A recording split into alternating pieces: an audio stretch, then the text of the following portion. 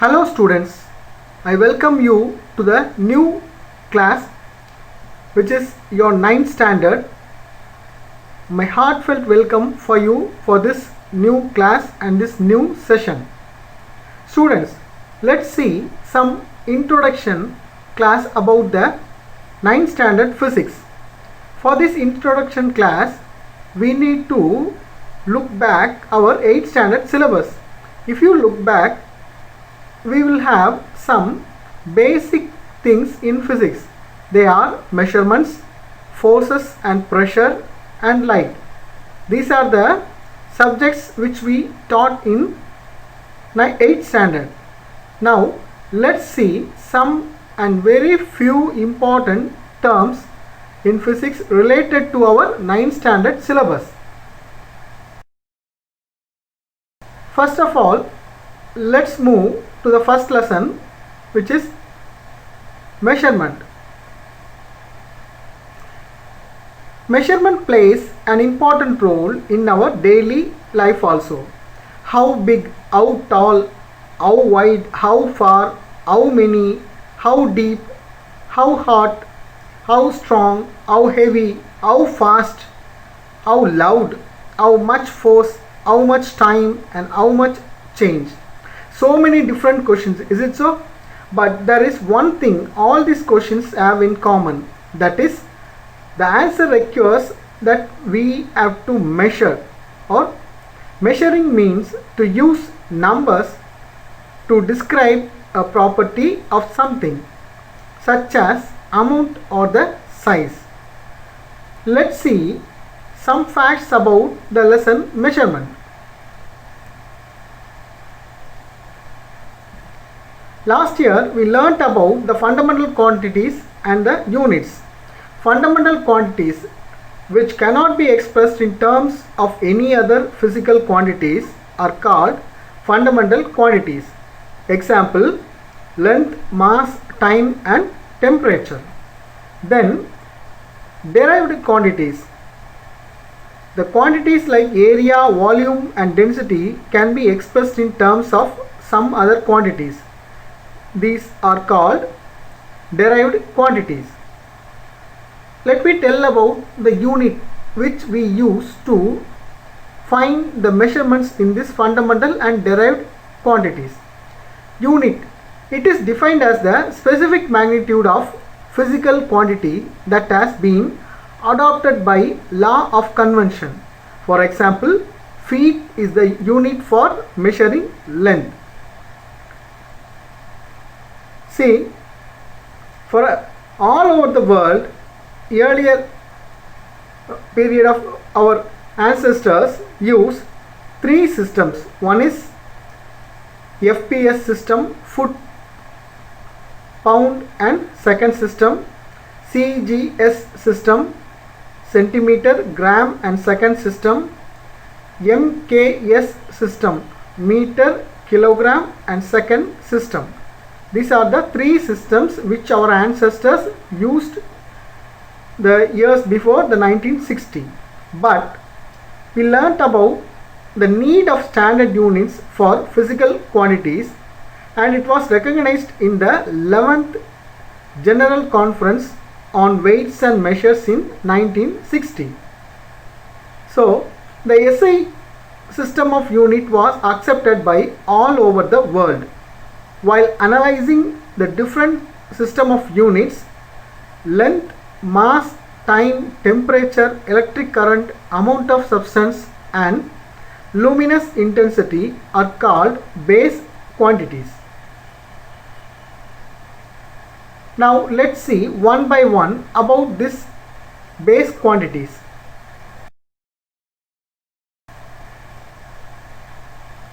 First of all, let's move to length. Length is defined as the distance between 2 points. The SI unit of length is meter. Then mass. Mass is the quantity of matter contained in a body. The SI unit of mass is kilogram. Next term is temperature. Temperature is the Measure of hotness or coldness of a substance, its SI unit is Kelvin. Then amount of substance. Measure of number of entities, that means the particles present in a substance, and the SI unit of amount of substance is mole. Next one, a very important one, electric current. Flow of electric charges, that means the flow of electrons in a unit time. Electric charge is measured in coulomb and the electric current is measured in ampere. And the last one, luminous intensity. Luminous intensity measure of number of entities, that means particles present in a substance. Luminous intensity is measured in candela.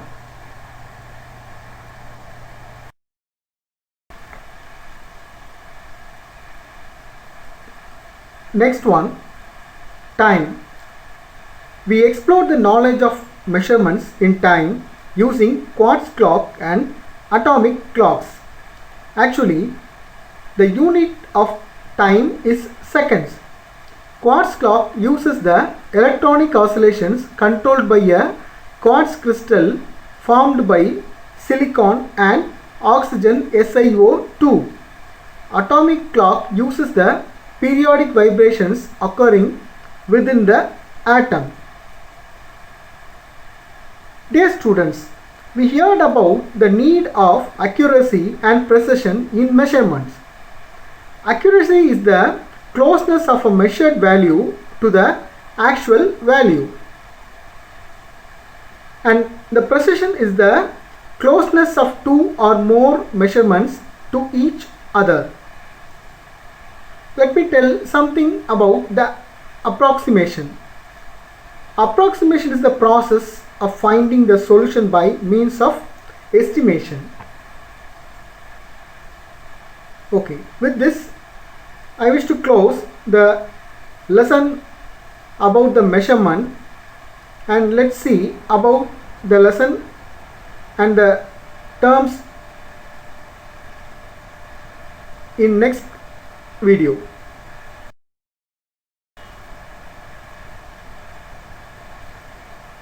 Students, this is a lesson about forces and pressure. You might have learned about these forces and pressure in your junior classes. Now, what do you mean by force?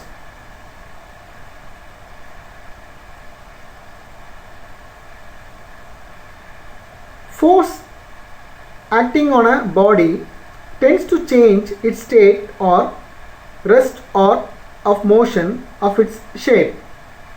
The SI unit of force is Newton. Force acts only when two or more objects interact with one another. So, using this force, we can record what is the term pressure. Pressure, the effect of force, can be measured using a physical quantity which is called pressure. Pressure can be defined as the amount of force or thrust acting perpendicularly on the surface area of a 1 square meter of a body. The SI unit of pressure is Pascal, and the Pascal is named after the French scientist Blaise Pascal. Do you know, students, 1 Pascal is equal to 1 Newton per meter square. Force acting on unit area is known as pressure. Using this force and pressure, we can come to a new conclusion about the buoyant force. You would have noticed that an upward force is exerted by water on a floating or a partly submerged body. When you submerge a balloon in a well or in a tank, you will feel that a part of a body is in a floating condition. This upward force is called buoyant force. This phenomenon is known as buoyancy. This force is not only exerted by liquids but also by the gases. Using all this, Pascal, the French scientist, stated a law for this pressure and force.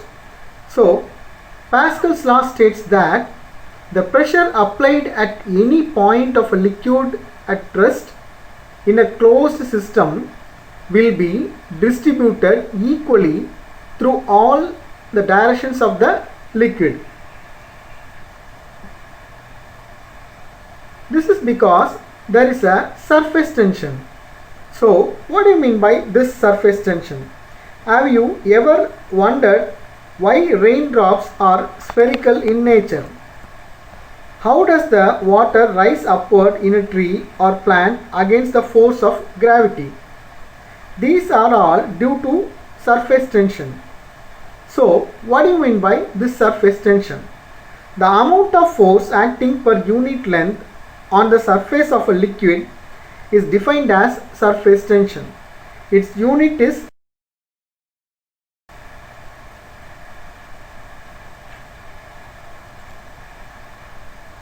Now let's see about some important things about the viscous force. Viscosity. Each liquid moves with a different speed. Water flows faster than other liquids. Coconut oil flows with a moderate speed, that we all know, and ghee flows with very slow speed. Between the layers of the liquid which is in motion, there is a frictional force parallel to the layers of the liquid. That's why there is a difference between the flow of coconut oil, water and the ghee, because the ghee have a very thick frictional force between the borders. This frictional force opposes the motion of the liquid layers while they are in motion. According to this, we find a force. That force is called viscous force. The frictional force acting between the successive layers of the liquid, which acts in order to oppose the relative motion of the layer, is known as viscous force. Such a property of a liquid is called viscosity. Viscous force is measured by the unit called poise in CGS system and kg m-1, s-1 or nsm-2 in SI system. Now we come to the end of the second important term about the force and pressure, using the important topic friction. Have you heard about the word friction? Yeah. Frictional force or friction arises when two or more bodies in contact move or tend to move relative to each other. It acts always in the opposite direction of the moving body. Friction can produce the following effects. They are: friction opposes the motion.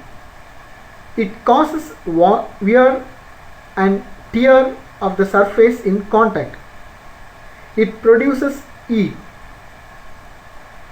Do you know, students, friction is classified into two types. One is static friction and another one is kinetic friction. The kinetic friction can be further classified as rolling friction and sliding friction. This kinetic and static friction and the terms about the rolling friction and sliding friction you can learn in your 11th and 12th standard. Now let's move to the very important topic in this higher secondary education, that important terms in our nature also, that is light.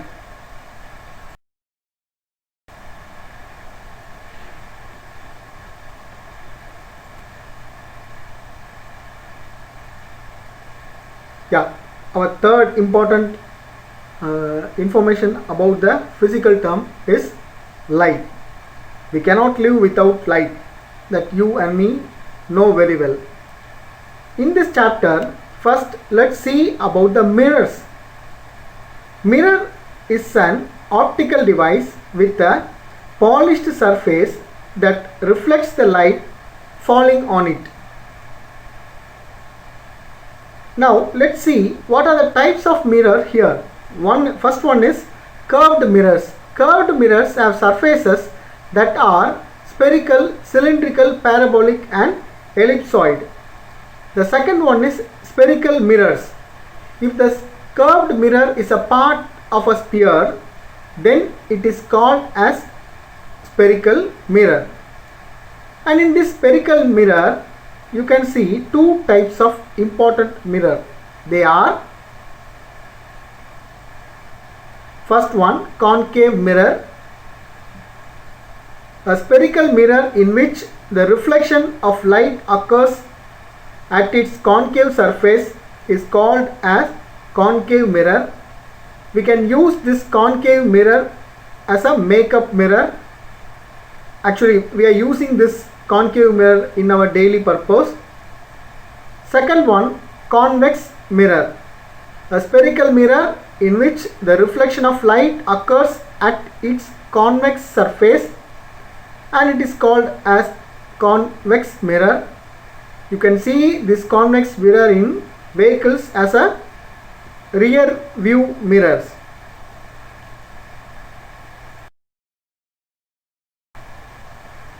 And in the last, let's see the parabolic mirror. This is the one type of mirror which is belong to the spherical mirrors. Parabolic mirror, which is in the shape of a parabola, is one type of curved mirror. Now let's see the terms related to the spherical mirrors. In order to understand the image formation in spherical mirrors, we need to know about some of the terms related to them, and these terms are very much important in the study of mirrors. First one, center of curvature. I think you can see this is the part center of curvature. The center of the sphere from the mirror is made. This is the center of the mirror. Then pole. What do you mean by pole? And this is the pole in a spherical mirror. Pole is the point on the mirror surface where the principal axis meet the mirror. This is the principal this is the point where the principal axis meet. Third one, radius of curvature. This is the radius of curvature. Radius of curvature is the distance between the center of the sphere and the vertex. The focal length of a spherical mirror is half of its radius of curvature.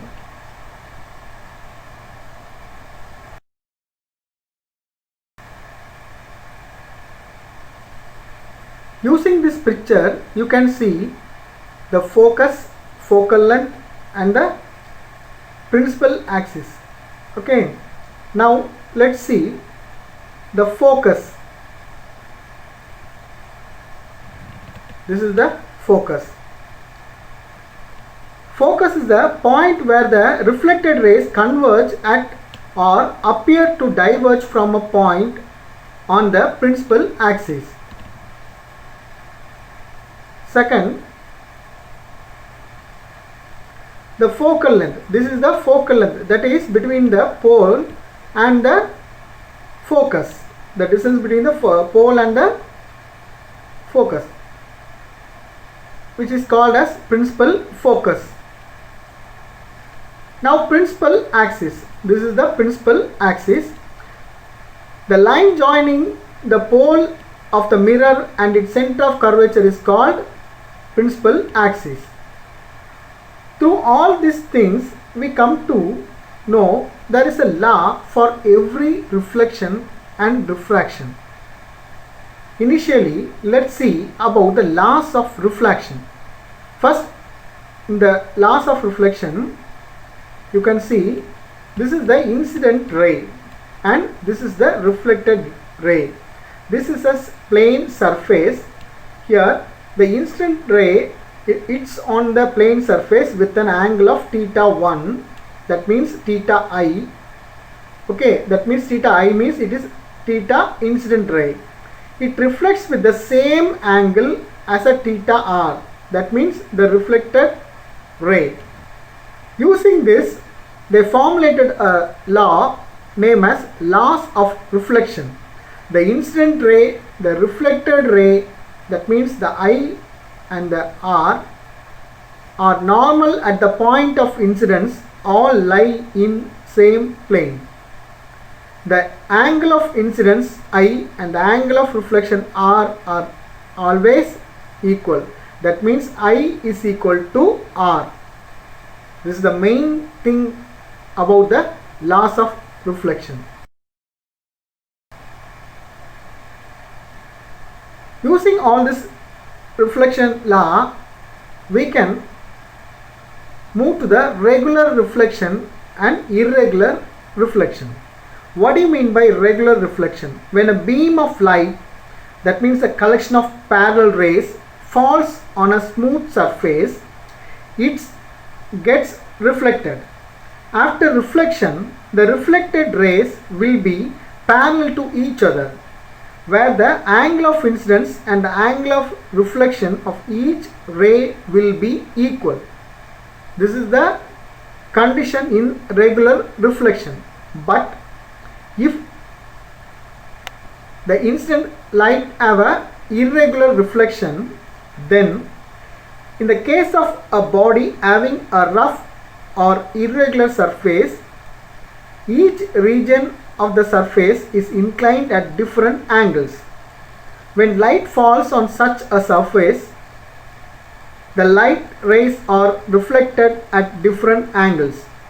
In this case, the angle of incidence and the angle of reflection of each ray are not equal. That's why it's called as irregular reflection. Now let's see the term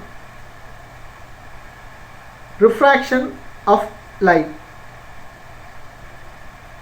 Bending of light above the normal at the point of incidence as it passes from one transparent medium to another is called refraction of light. Using all this, we can move to a very important thing, that is refractive index. Ratio of the speed of light in the air to the speed of light in that particular medium is called refractive index. Mr. Snell formulated a law for the refraction of light. Refraction of light rays as they travel from one medium to another medium, that means a rarer medium to denser medium, or air to water, they obey two laws which are known as Snell's law of refraction. They are given below. The incident ray, the refracted ray, and the normal at the point of intersection all lie in the same plane. Second point, the ratio of sine of the angle of incidence I to the sine of the angle of refraction R is equal to the refractive index of the medium, which is a constant. We can see this sine I is the incident ray, that is theta 1, it has an angle. Here this is the refracted ray, okay, this is theta 2, we termed as theta 2. Here air is the one medium N1 and liquid is the another medium N2, probably air and water, you can take it as air and water. Sine I by sine R, incident ray by reflected ray, is equal to mu, or sine theta 1 divided by sine theta 2 is equal to N2 by N1.